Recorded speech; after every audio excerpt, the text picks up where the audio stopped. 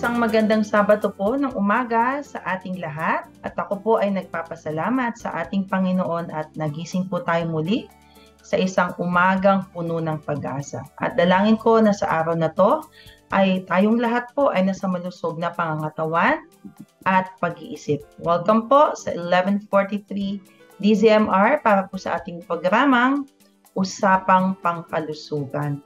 Ako po si Dr. Jennifer Gatiwan C. at makakasama niyo po ako sa loob ng kalahating oras at pag-usapan natin ang isang napapanahong usapin. Ang ikatatlong linggo po ng October dito sa ating bansa ay atin pong sinaselebrate o binibigyan po ng importansya ang tinatawag nating Health Education Week. So, saktong-sakto po sa ating programang Usapang Pangkalusugan. So, syempre pag sinabi nating Health Education Week, ang gusto natin ay ma-promote ang pagkakaalam, education, no? Health education and the role it plays in keeping us strong.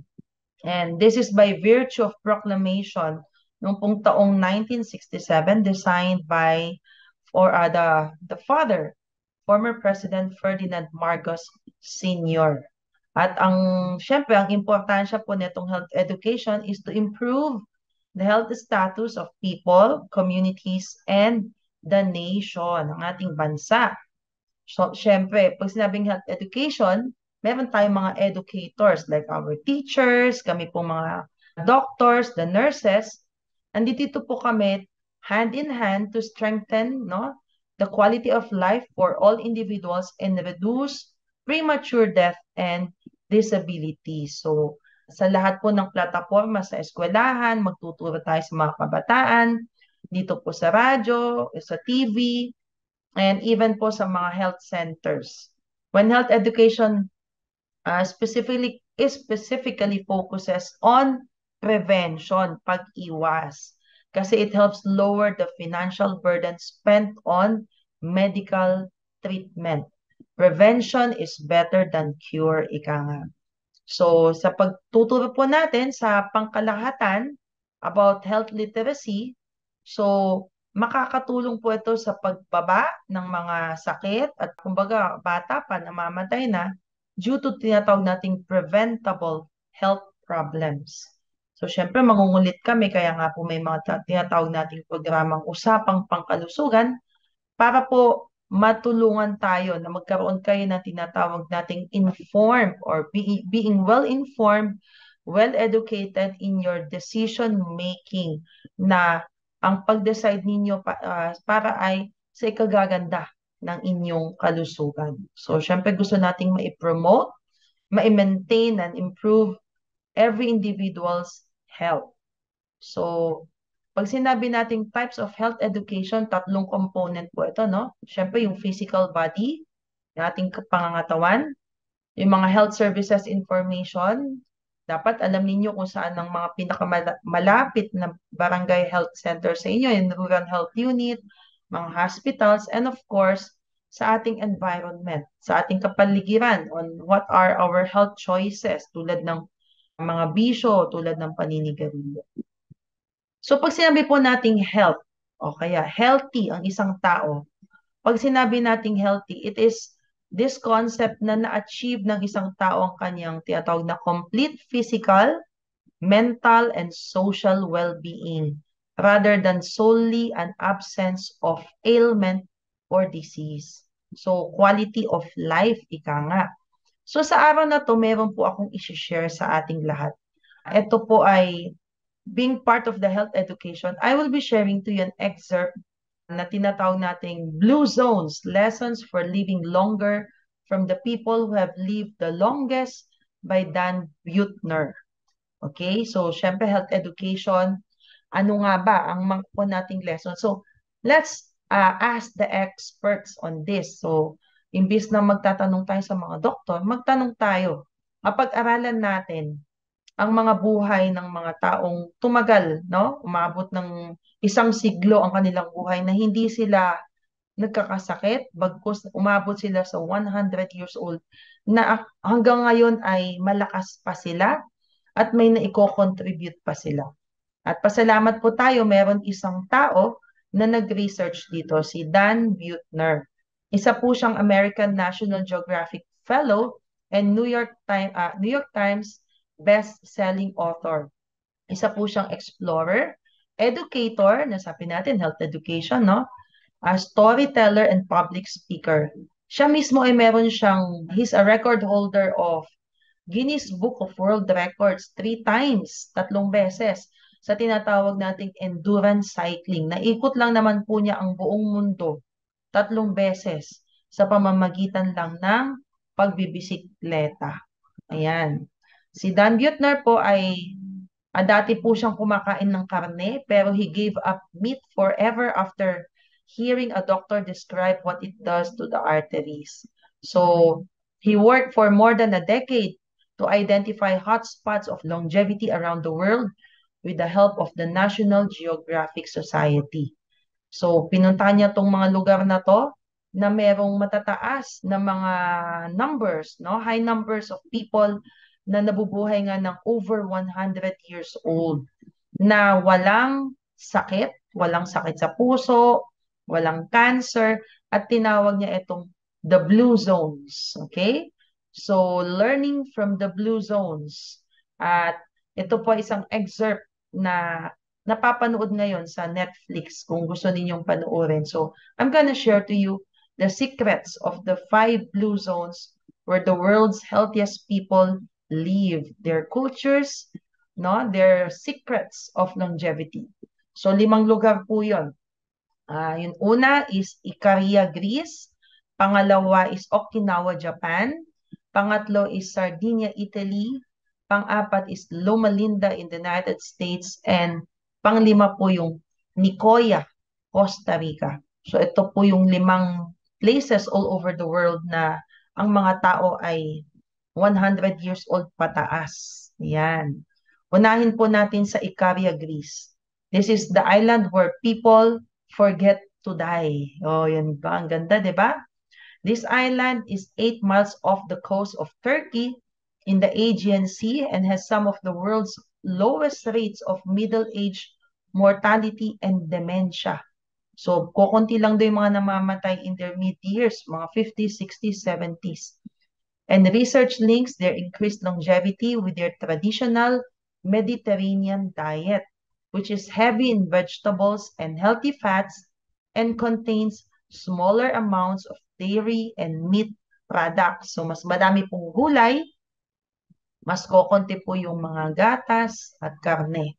This is a small island with a long history na madalas po silang target of invasion noong unang panahon by the Persians, by the Romans, by the Turks, no? So, sila po ay napilitan na magtago. Okay? So, this is a coastal town which have an isolated culture that is rich in tradition, family values, and of course, longevity. Okay? Ang mga tao daw po dito are almost entirely free of dementia, yung nag-uulyanin, and some of the chronic diseases na kadalasan ay meron sa mayayamang bansa tulad ng Amerika. Isa sa bawat 3 daw na senior citizen, isa sa bawat 3 na citizen dito ay umaabot ng 90 years old. So they have a combination of factors, geography, yung lugar nila, their culture, their diet, their lifestyle, and their outlook in life. They enjoy strong red wine, they enjoy late night games, mga board games, and they have a relaxed pace of life na hindi sila conscious sa oras. They live in clean air, warm breezes, and rugged terrain. No, madalas sila sa tinatawag nating outdoor lifestyle. So, meron din silang recipe of longevity. So, magandang gayahin natin. Okay? So, with regards to their recipe of longevity, syempre, they live in tinatawag nating highlands. They have mountain living. Technically, people in this island are hindi naman daw po mayayaman. They exercise mindlessly by just gardening. So, hindi sila nag-gym. They just walk to their neighbor's house and doing their own yard work. So, walking, hindi sila mahilig sumakay, mamasahero or may kotse. So, the lesson to us, no? engineer more mindless movements into our lives. So, relax, walking. And aside from that, eat a Mediterranean style diet. Ano ba yung Mediterranean diet? Lots of fruits and vegetables, whole grains, beans, mga lechugas, potatoes, and olive oil. Pag sinabi pong potato, hindi ho French fries, no? Boiled potato. Yan po ang kanilang carbohydrate source. Mahilig din po sila sa herbal teas, no? They enjoy drinking herbal teas with families and friends. I think I have discussed this a long time ago, no? Yung the health benefits of drinking herbal teas. Mahilig silang mag-siesta. Yung tinatawag nating mid-afternoon break. Okay? So, because of this siesta or afternoon break, it could have a lower chances of heart disease, around 35%, no? Dahil pag ikaw ay nagpapahinga, pag tanghali, ibinaba pa daw nito yung stress hormones at nagpapahinga ang ating puso. They also fast. Ibig sabihin, may mga panahon na hindi sila palakain, yung tinatawag nating caloric restriction. Bakit? Because they have this, most Icarians in their faith are what you call, they are Greek Orthodox Christians. And of course, if you're a Christian, the Bible teach us to fast and pray. So if you fast, no, they cut around 30% of the calories in the normal diet. This slows down the aging process when you fast. Alam niyo po ba yun? And relationship-wise, they make family and friends a priority. So they foster social connections that will benefit overall health and longevity. Aside from that, ang diet nila is more of goat's milk rather than cow's milk. So because goat's milk, yung gatas daw po galing sa kambing, provides potassium and the stress-relieving hormone called tryptophan, at less allergenic daw po ang goat's milk than the cow's milk. Ayun. So, mas maganda daw ang benefits ng goat's milk. Now, let's go to another island, this time in Asia, Okinawa, Japan, where the world's longest living women live, kababaihan. This is the largest island in the subtropical archipelago of Japan. This is the home to the world's longest lived women at ang kanilang staple food din ay sweet potato, kamote, soybeans, tokwa, mugwort or tawag po sa atin dito ay damong Maria o herbaka, turmeric, luya, at goya o yung ampalaya. Itong kanilang mga diet secrets for living long and healthy life. In this island, they were once called the land of the immortals dahil wala daw cancer dito, walang sakit sa puso, at hindi rin nag-uulyanin ang mga tao dito. Perhaps their greatest secret is a strong dedication to friends and family. Ganun din. So they maintain social connection na tinatawag nilang MOY, a lifelong circle of friends that supports people well into old age. And the people in this island, Okinawa, have a strong sense of purpose in life. Itong kanilang driving force sa kanilang pagising kada umaga. Ang tawag naman nila ay Ikigai. At ganun din po, hindi po mayaman na lugar tong Okinawa. Despite years of hardships, Okinawans has established a lifestyle and environment to live long, healthy lives.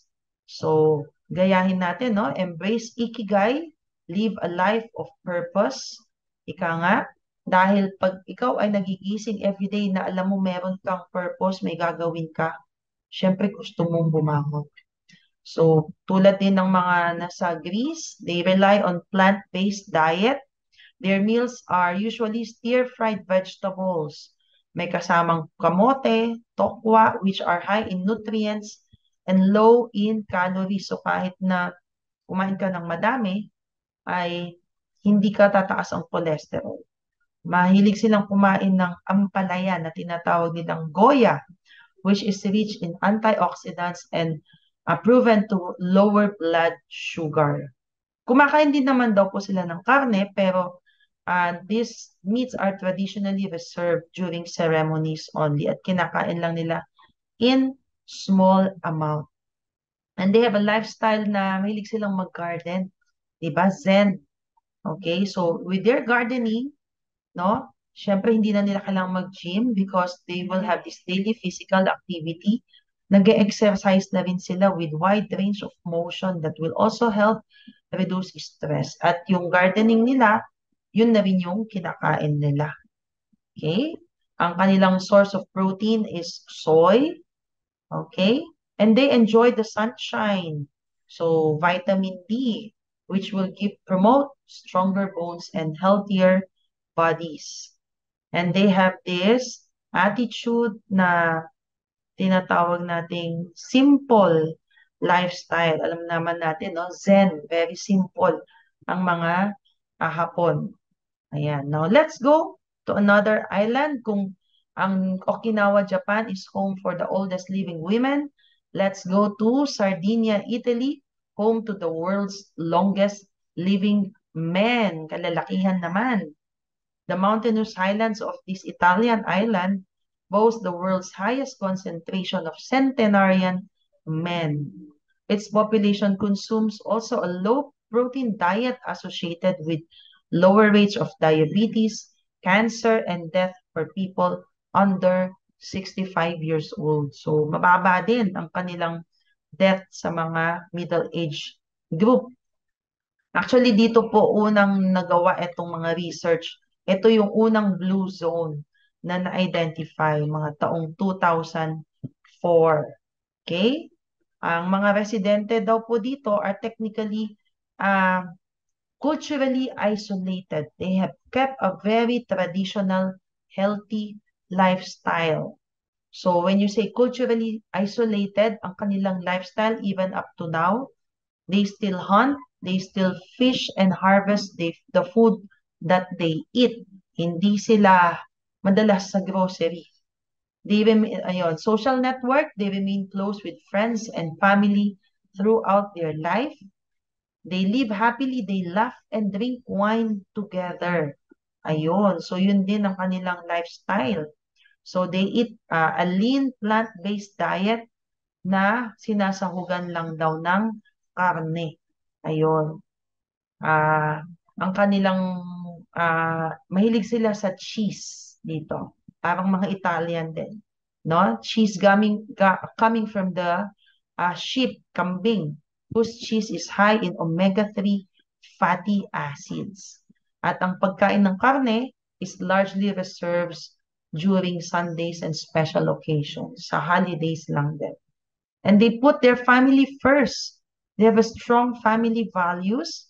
Therefore, they celebrate with their elders. Meron silang respeto sa mga nakatatanda. Hindi nila iniiwan sa home for the aged.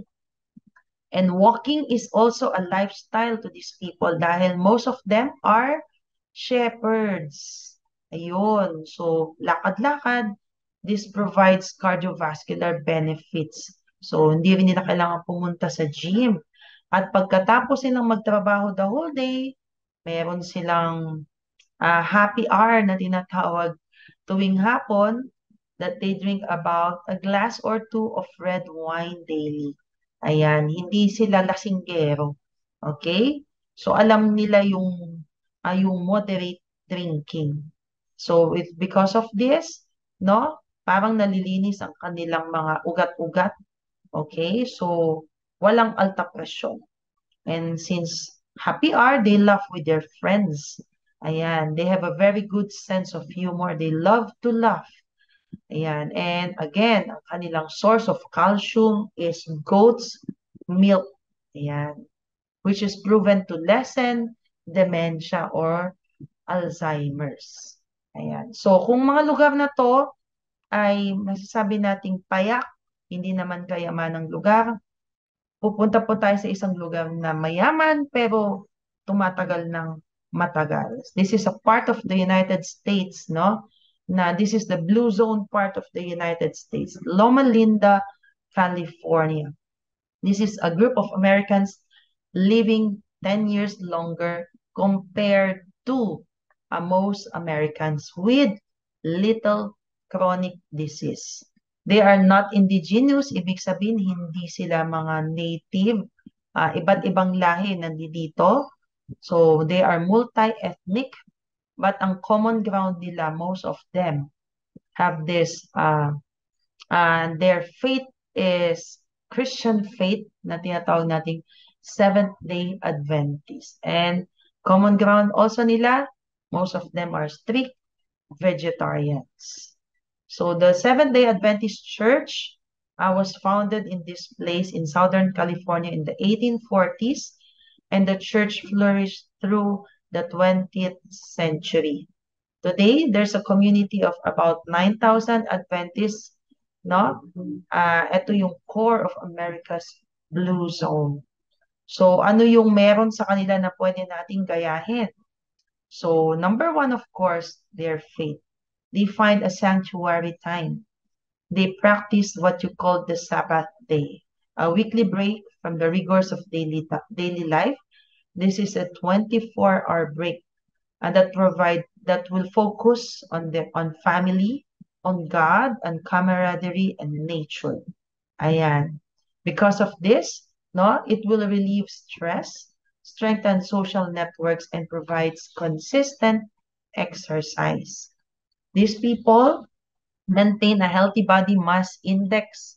No, how? By keeping an active lifestyle. They eat meat sparingly and they prefer still vegetables. So when you say active lifestyle, the Adventist Health Survey shows that they don't need to become an athlete or a triathlete to maximize your life expectancy. So, kailangan mo lang daw a regular low-intensity exercise tulad ng daily walks to help reduce your chance of having heart disease and even cancer. Social network is very important to them. So, spend time with like-minded friends. Ayan. So, when you say like-minded, pare-pareho kayo ng wavelength, no? So, sharing your values and supporting each other's habits. They love to eat nuts. Adventists consume lots of nuts.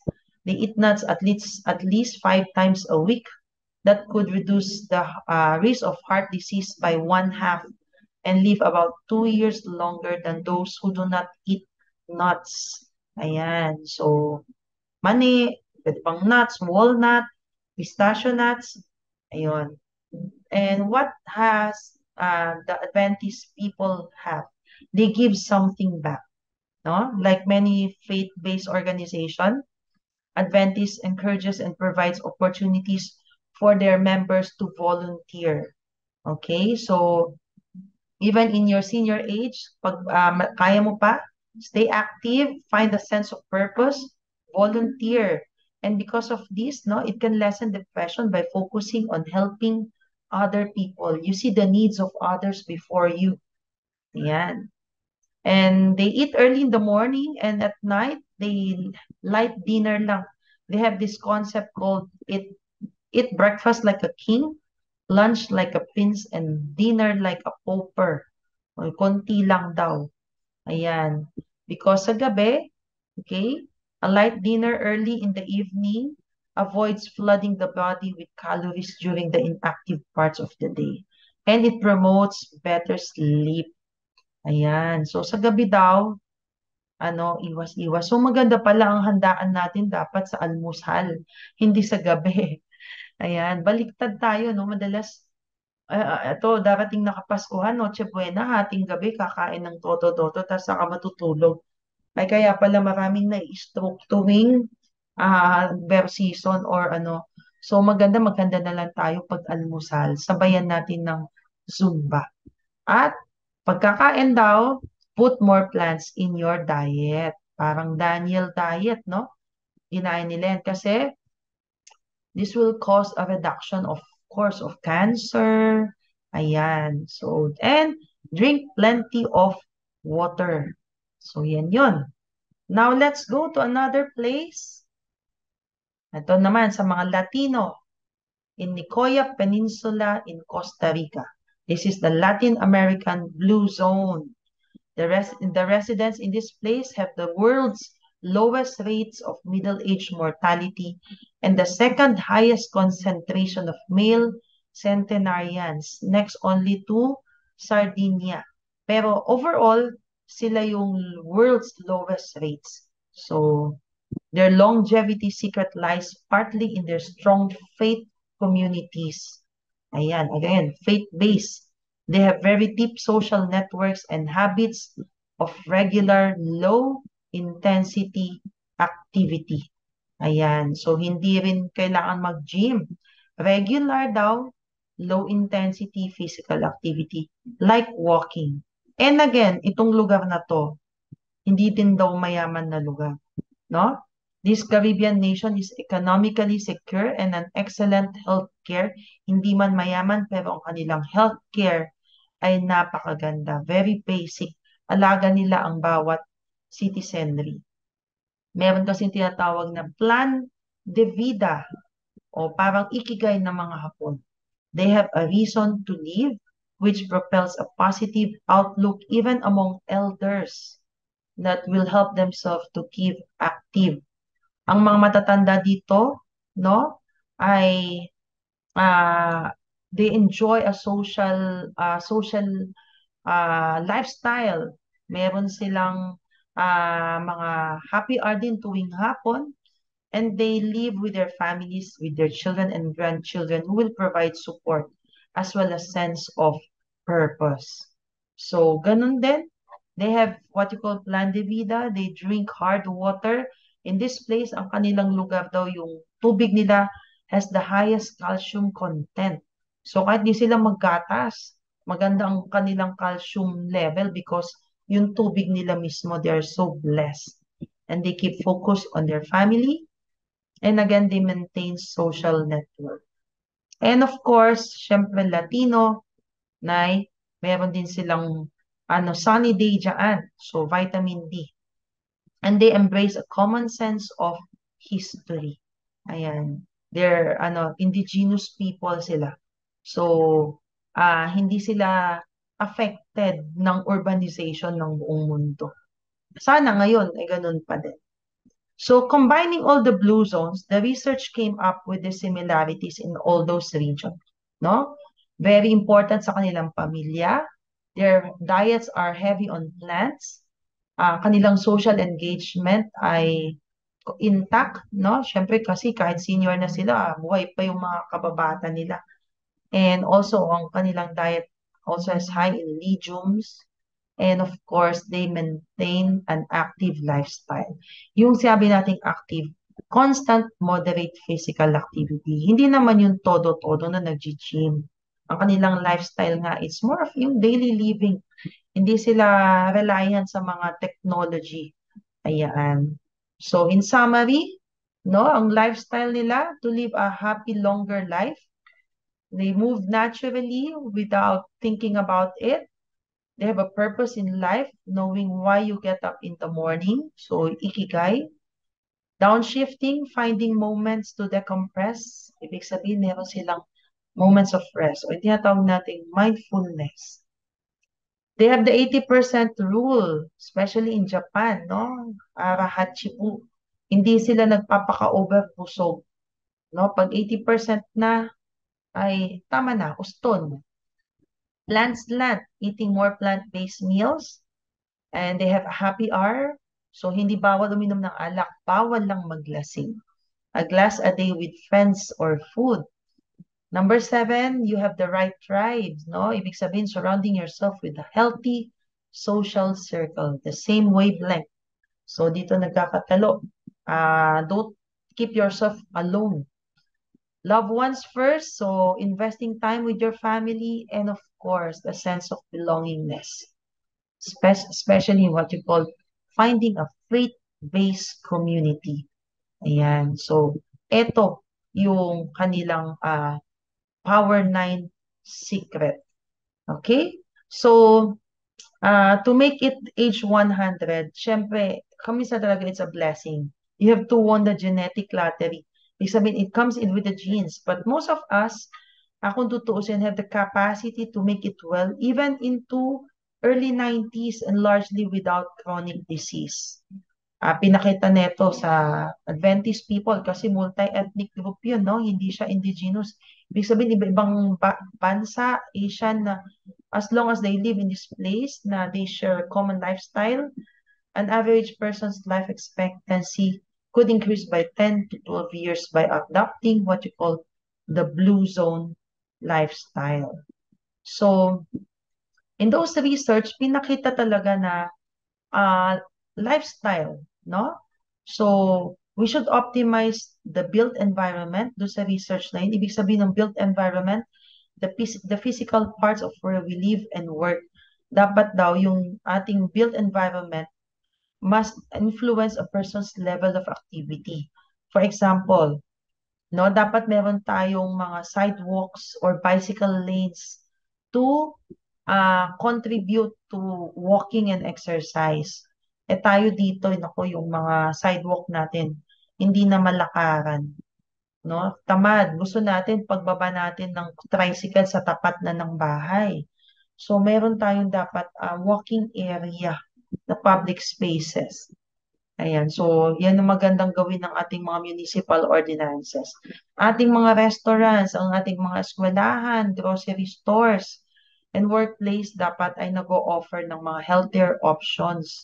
Kasi dito tayo madalas nag-uubos ng oras. So, maganda siguro sa school, ibalik yung gardening, di ba? Hindi magulang ang mag-garden, yung mga estudyante para mag-exercise. Hindi lang yung sa loob ng classroom throughout the day at ang daming subject. Promote social networks, no? That will support a healthy lifestyle. Ayan. Ang ating bahayan, ang ating habitat sa ating bahay ay we encourage now you stock up ang inyong pantry ay may laman na healthy options rather than mga chicheria. And to our inner selves, encourage people to reduce stress, find your purpose, and find your ikigai. And of course, give back to the community. Wag tayo masyadong me, myself, and I. Hindi iPhone, iPad. Huwag tayo masyadong makasarili. We have a lot to contribute to our community. Ayan. So the Bible has a lot to say about this, no? In defining a sense of purpose. Sabi sa Exodus chapter 23 to 25 to 26, verses 25 to 26, but you shall serve the Lord your God, and he will bless your bread, and he will bless your bread and your water. He will remove our sickness from our midst, and there shall be no one miscarrying or barren in our land. No? God will fulfill the number of our days. So, unahin natin ng Panginoon. Sabi din sa Deuteronomy 5:33, you shall walk in all the way which the Lord your God has commanded you, that you may live, and that it may be well with you, that you may prolong your days in the land which you possess. So, good health is an important part of being self-reliant, and safeguarding our health will allow us to fulfill our divine potential and serve others more effectively. The way we treat our bodies affects our spiritual health and our ability to receive guidance from the Holy Spirit. God called us to live a long and healthy lives with a purpose and eventually eternity. And that's it po for today sa ating programang Pangkalusugan. Nawa sa sandaling panahon ay minibigay po tayong linaw at mahalagang impormasyon tungkol po sa ating paksa sa araw na to. Aking dalangin ay mamuhay tayo ng malusog sa katawan at sa kaisipan. So, abangan niyo po muli ako sa susunod na linggo. Dito lamang po sa 1143 DZMR, a proud member of KBP. Ating tandaan, ang ating kalusugan ay kayamanang di mapapantay. Happy weekend po sa ating lahat!